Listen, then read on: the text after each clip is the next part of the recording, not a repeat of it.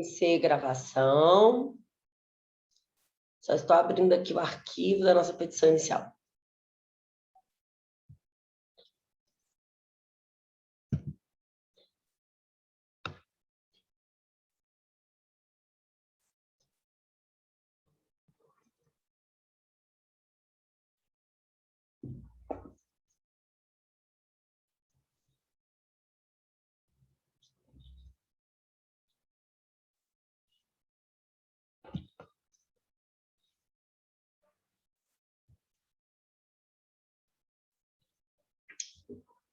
Ah, tá aqui, ó. Então, gente, só recapitulando aqui, a gente está fazendo uma petição inicial juntos, né? A partir das aulas mesmo de petição inicial, tá? Então, a gente já fez aqui o inciso 1 do 319, que é o endereçamento, o 2, que é a qualificação das partes, o 3, que são os fatos e os fundamentos jurídicos, né? E o 4, que são os pedidos, né? O 5 do 319, tá? É o valor da causa, tá? Só que na petição, o valor da causa é praticamente a última coisa que a gente coloca. Então, a gente vai pulá-lo, né? E vai para a gente seguir a ordem que a gente faz mesmo a petição. Então, vou começar a falar hoje sobre as provas, depois a audiência, né? Que é o 6 e o 7, depois eu volto lá no 5, tá? Bom, no 319, gente, o que eu tenho que fazer é dizer... a gente não quer abrir mais, não?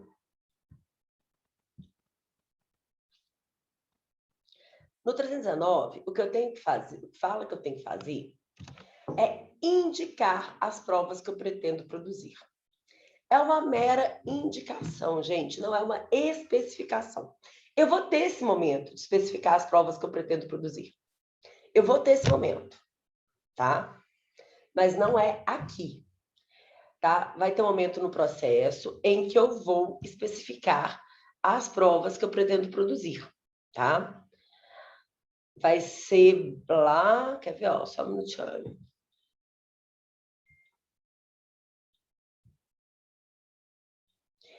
Gente, meu telefone não está perto de mim, mas eu estou ouvindo ele tocar, ele apitar mensagem. É alguma coisa no nosso grupo ou não? Porque se não for nada do nosso grupo, eu deixo para olhar depois. Não, é não, Michele. Ótimo, então beleza. Eu não estou com meu celular perto, tá? Então, se tiver alguma mensagem no grupo que eu preciso saber, algum aluno que não conseguiu entrar, alguma coisa assim, vocês me avisam aqui, tá? Por favor, me dão essa ajuda aí. Olha só, eu tenho uma fase aqui, na fase de saneamento, eu tenho um momento de especificar as provas que eu pretendo produzir. Aí eu falo se eu vou querer depoimento pessoal, da parte contrária, peço para intimar, falo que se eu vou querer prova testemunhal, arrolo as testemunhas, peço para intimá-las também. Mas isso é aqui, eu estou aqui, ó. Né? Aqui na inicial, eu só indico, né, as provas que eu pretendo produzir. Então, gente, levando isso em consideração, a gente faz um textinho bem padrão mesmo, tá? Que é o seguinte, a gente faz o texto assim, ó. Provas, né?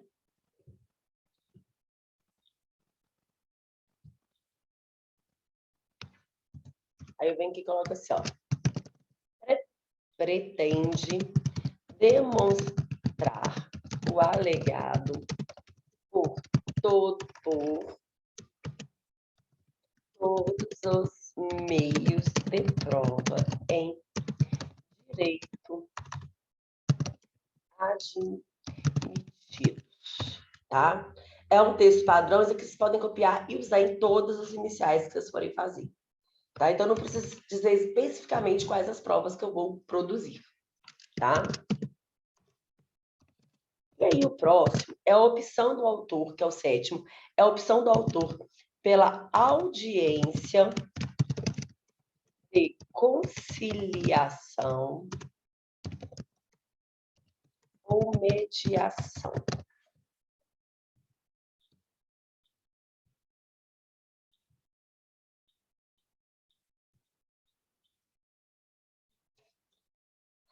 A gente vai ter uma aula, tá? Só para estudar essa audiência. Da mesma forma as provas, tá, gente? A gente vai ter 2 aulas que a gente vai estudar só provas. A gente vai ter uma aula só para estudar como que acontece essa audiência de conciliação e mediação. Nesse momento, o que vocês precisam saber também é o texto padrão, que é opta pela realização da audiência de conciliação ou mediação. Eu posso colocar que eu opto por não ter audiência, professora? Pode. Você não é obrigada a optar por essa audiência. Pode colocar que você opta pela não realização, tá? Na OAB, optem pela realização, porque pega bem, tá?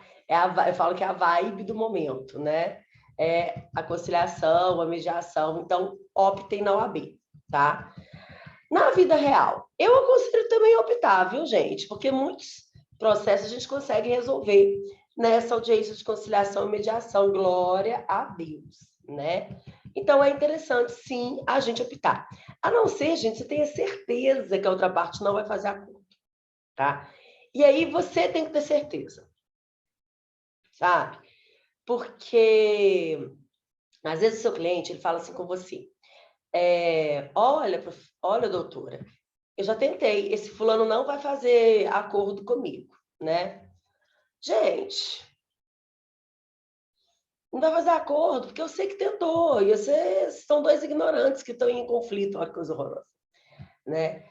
Quem sabe, nessa audiência, com o conciliador, com o advogado, eles acabam fazendo, sim, o acordo, tá?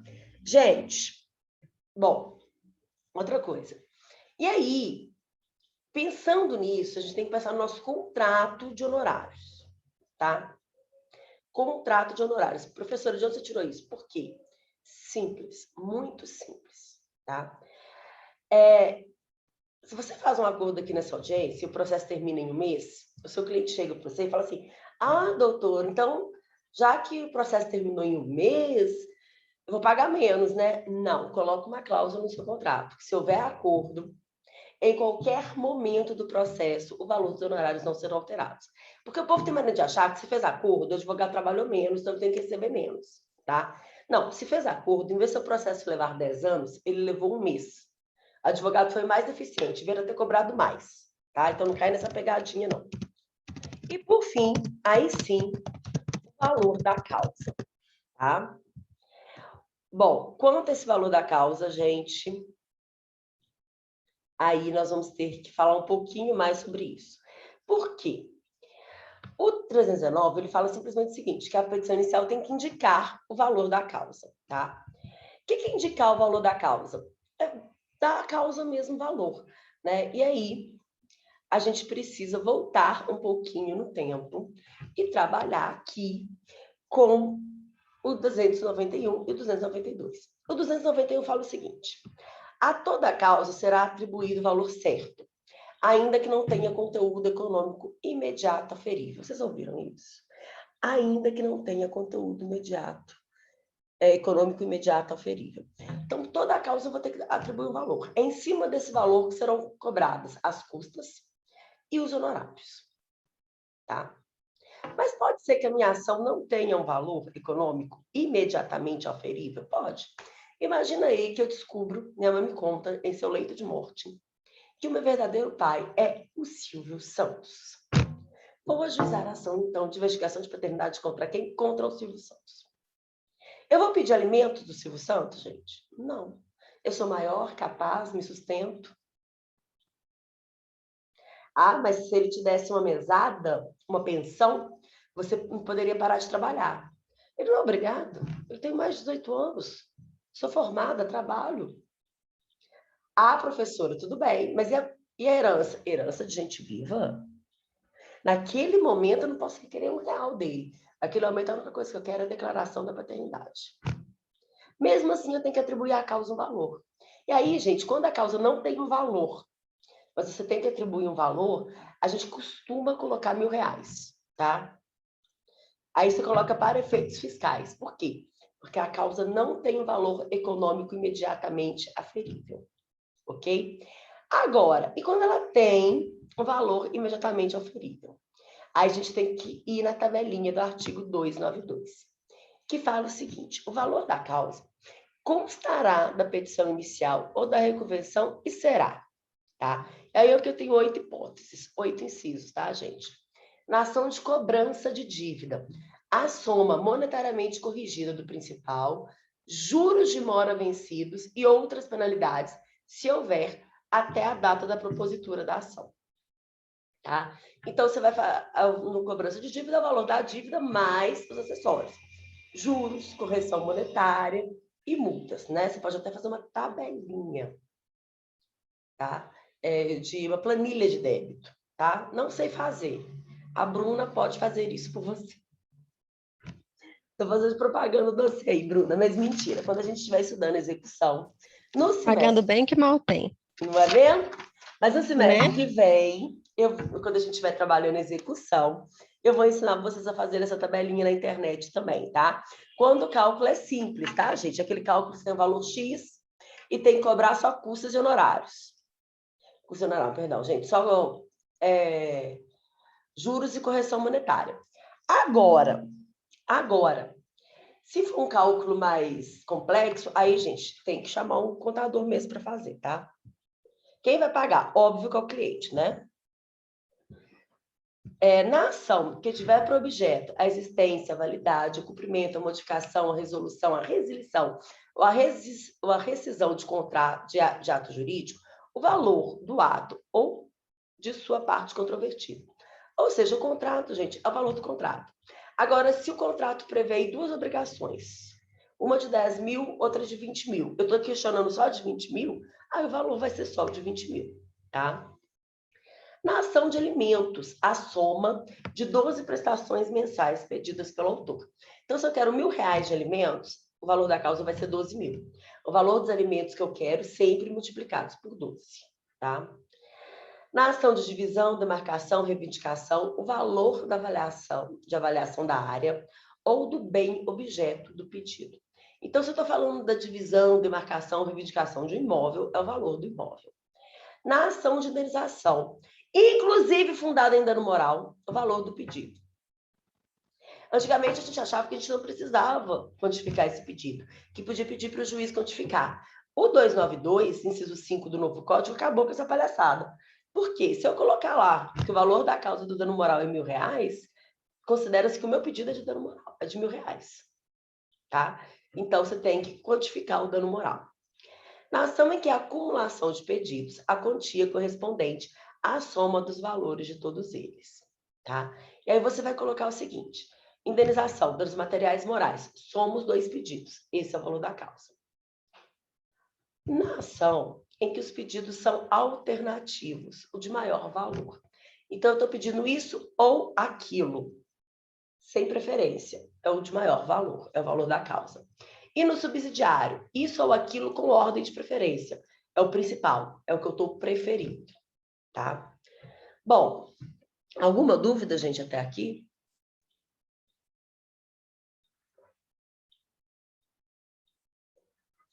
Então, somente em danos morais que se cobra o valor pretendido, os outros têm, tipo, meio que um limite, assim, padrão. Não, em todos é o valor pretendido. Que aqui fala inclusive, não somente, inclusive fundada em dano moral. Ah, entendi. Então, em todos os tipos de causa, eu posso, né, me fundamentar no que eu acho viável.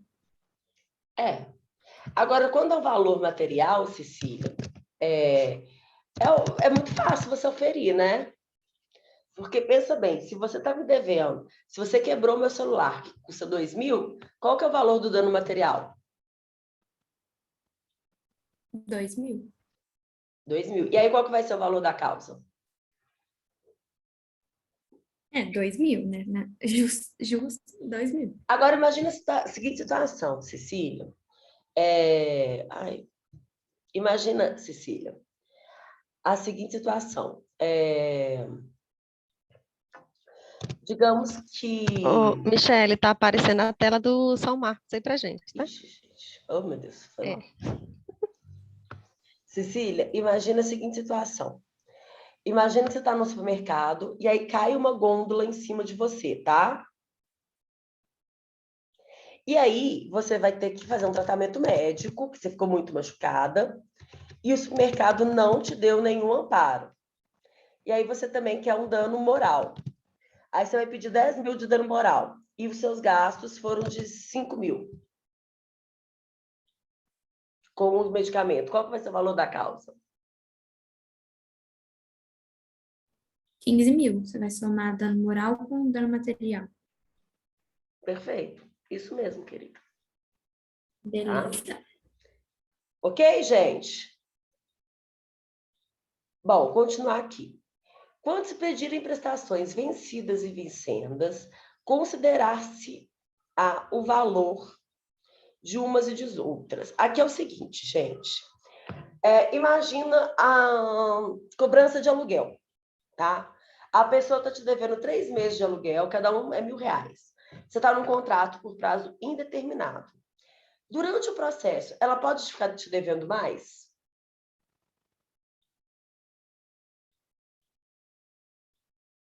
O que vocês acham? Ela está me devendo 3 meses, eu juizei a ação contra ela. Vocês acham que nos meses que o processo durar, ela vai continuar me devendo ou ela vai pagar?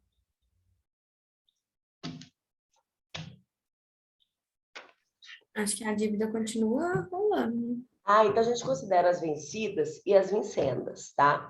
Aí é o seguinte, digamos que, por exemplo, faculdade, você ficou devendo 2 meses da faculdade, ajuizou a ação contra você. O seu contrato é de 6, então você vai considerar o valor inteiro do contrato, que são as que já venceram e as que irão vencer. As vincendas é as que irão vencer, tá? Agora, se é um prazo indeterminado, você considera o quê? 12 prestações, tá? Então, por exemplo, esse caso do aluguel, que eu falei, contrato prazo indeterminado, R$1.000. Passa a ser quanto? R$12.000, tá? Bom, o valor das prestações vincendas será igual a uma prestação anual, se a obrigação for por prazo indeterminado ou tempo superior a 1 ano, e se por tempo inferior, será igual à soma das prestações. Que eu acabei de explicar para vocês, 12 prestações é igual a 1 ano, né? Gente, até aqui, beleza. Alguma dúvida?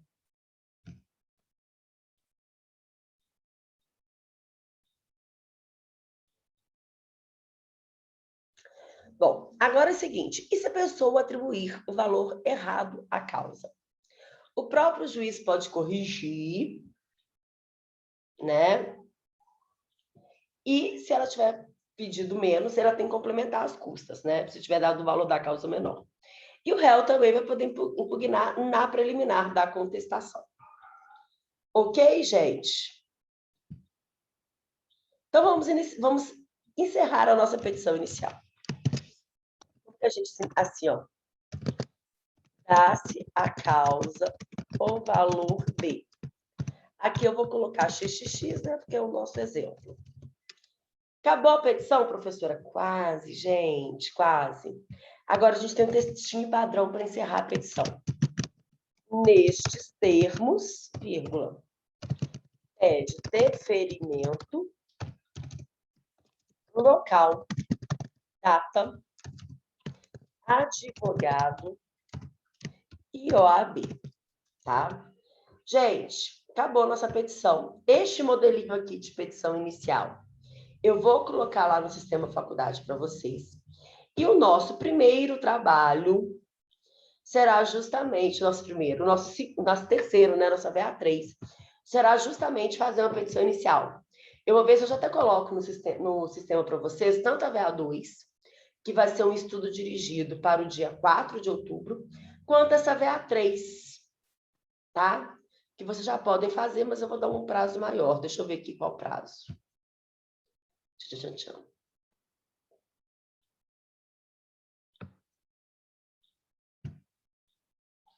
Ai, que Deus. Nossa, será que eu faço isso?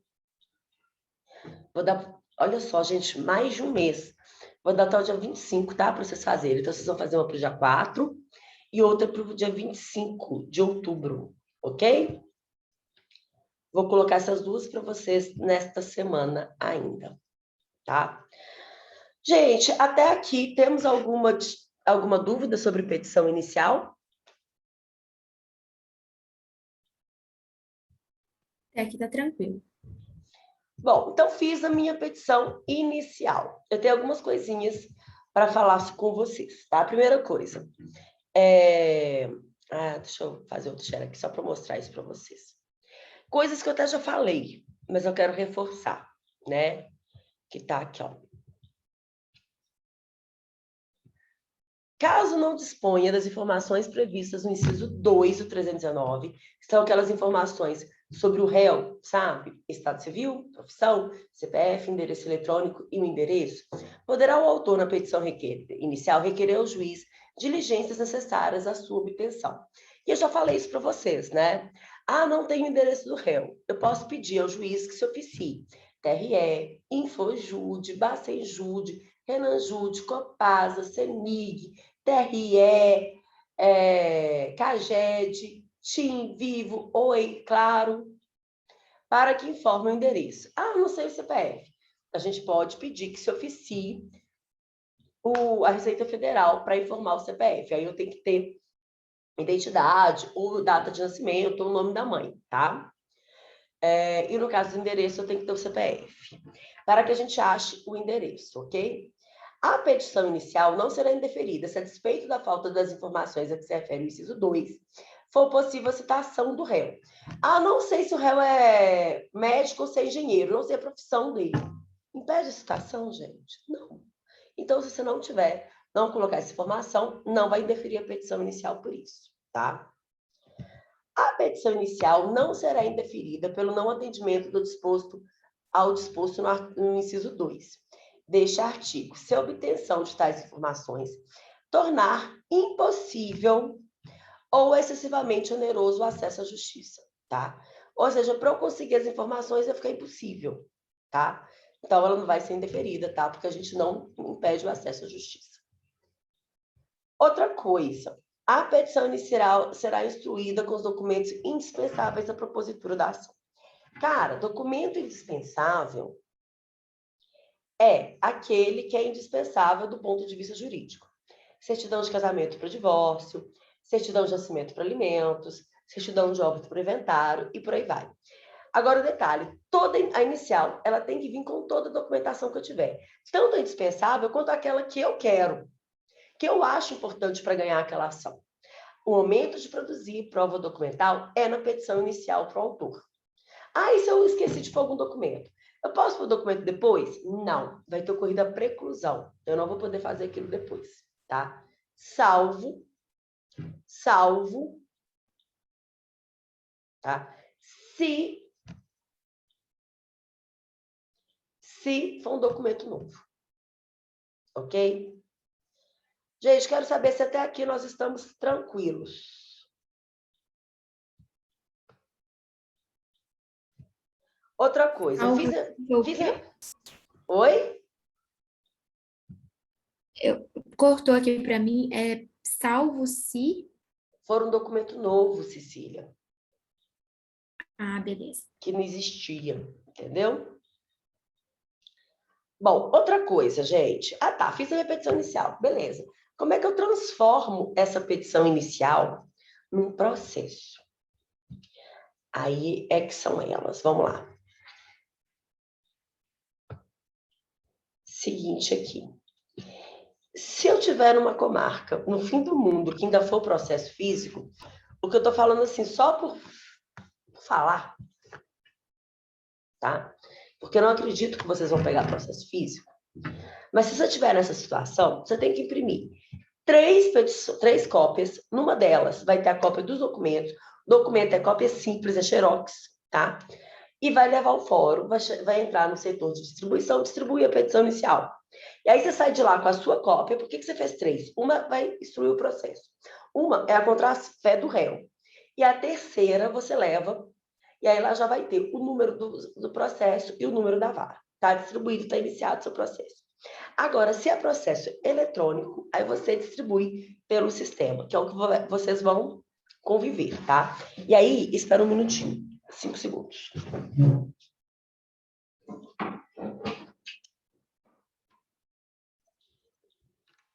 E aí eu vou mostrar para vocês como que a gente distribui uma petição inicial. Eu não vou mostrar exatamente como, gente, porque vai chegar um ponto no PJE que eu não posso continuar, tá? Só fazendo uma simulação. Mas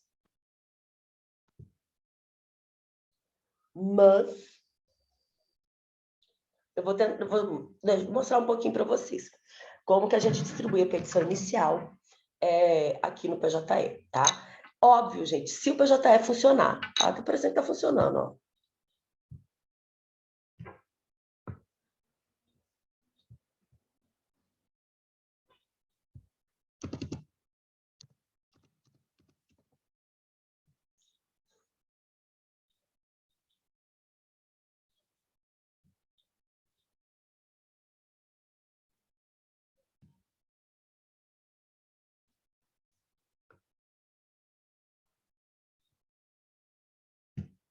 Gente, muita paciência com o PJE, tá? PJE é uma coisa, assim, a melhor coisa para trabalhar a ansiedade na vida da pessoa, porque você tem que trabalhar, né? Tem que ter paciência com ele.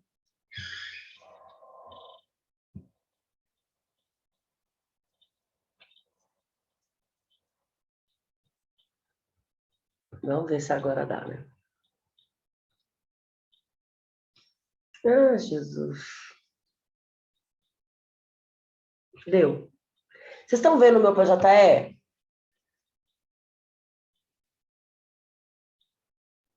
Estamos. Ótimo. Aí você vem aqui, ó. Processo. Novo processo. Aí chega aqui, você escolhe a comarca.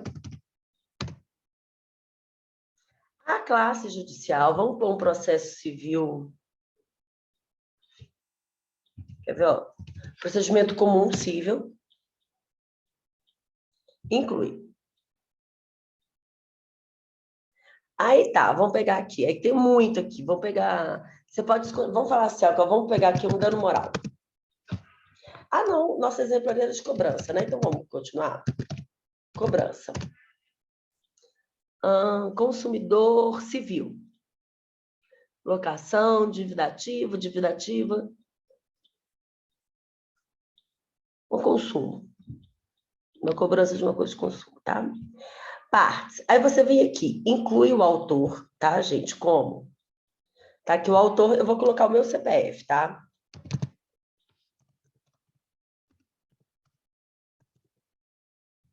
Inclui o autor, confirma. Aí você vai preenchendo os dados dele, documento, endereço, né? Quanto mais dados, melhor, tá?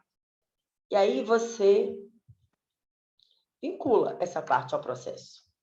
Depois você vem aqui e põe o do réu. Mesma coisa, tá?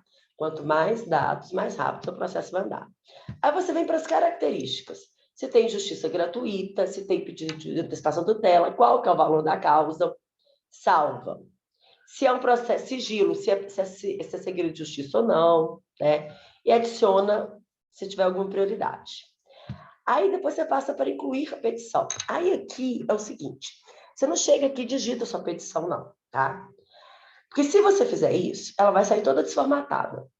E não vai sair a sua marca d'água, o seu logo e tal. Então, o que a gente faz? A gente coloca assim, ó. Segue, nossa senhora, uma letra maior, né?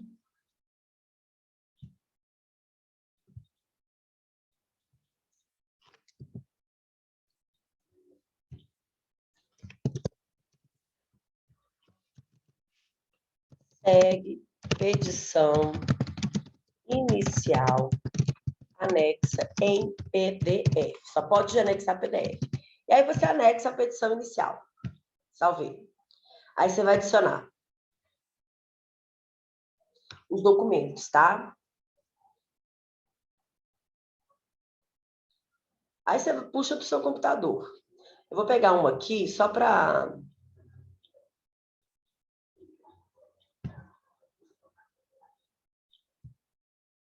Só para mostrar para vocês aqui, que aqui você tem um monte de coisa, ó.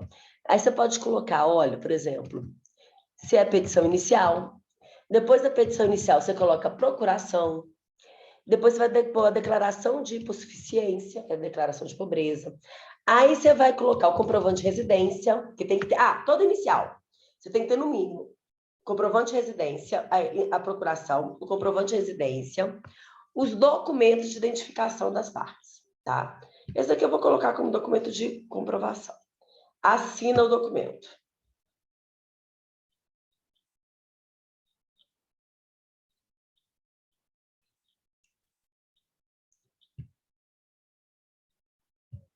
Oh, meu Deus. Aí travou o PJE, gente.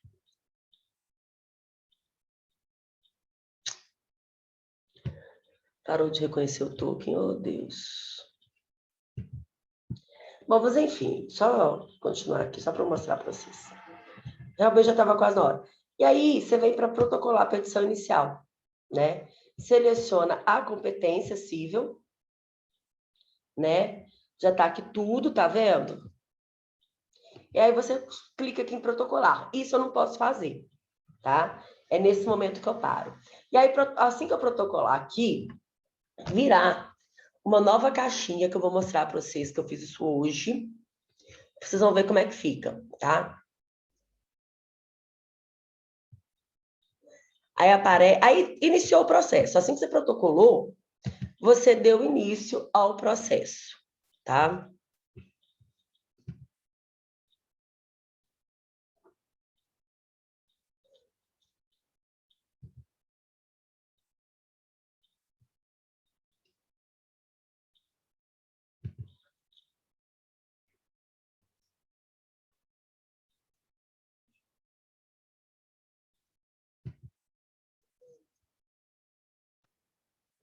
Já tá abrindo aqui só para mostrar para vocês. Eu já posso fechar.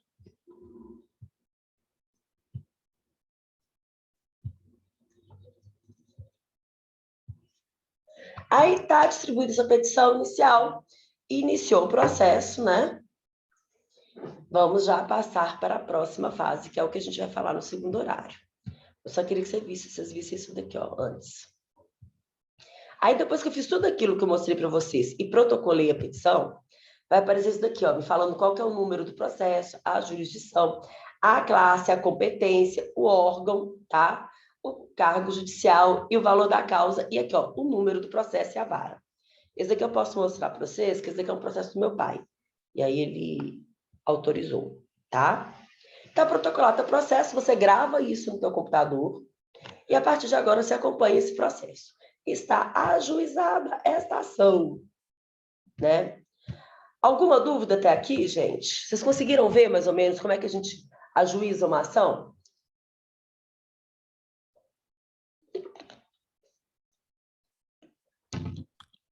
Michele, Oi. deu para ver sim. Agora, só que as ações hoje todas são feitas pelo PJE ou tem a maneira manual, entre aspas, de se fazer? Tudo PJE. Tudo PJE. O que acontece? Acho que o criminal ainda tem muita coisa, mas está digitalizando também.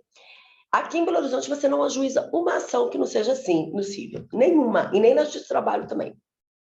Juizado, nada. Tudo é PJE, tá?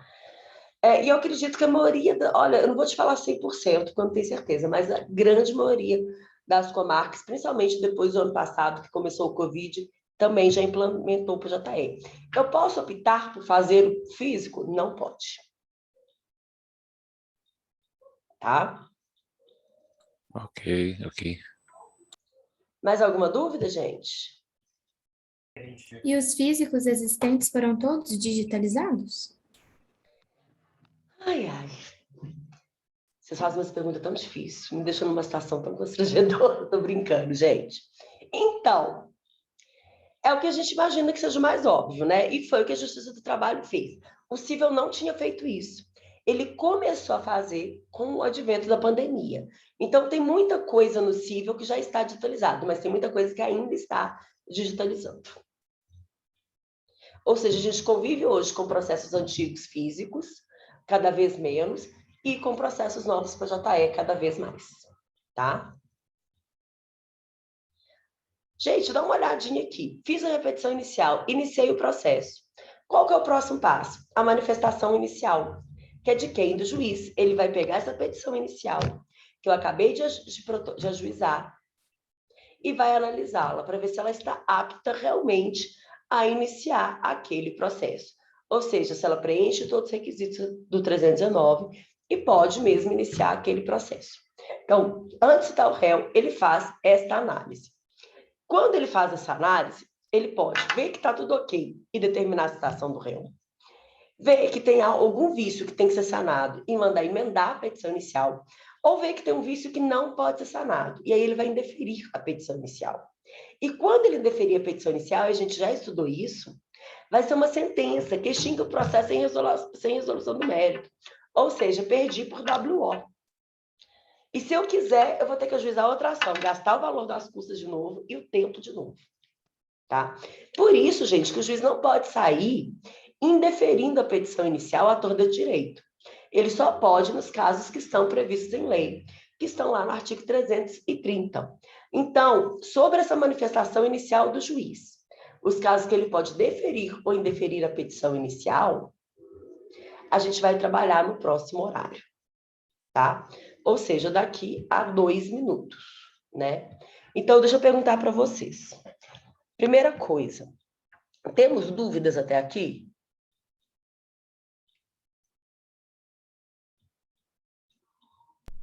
Bom, é o Anderson, professor. Eu, na verdade, vou ter que ver o vídeo que eu já cheguei Atrasado. meio... tá bom? Desculpa aí, tá? Tudo bem. Gente, então nós vamos fazer o seguinte, deixa eu parar a gravação.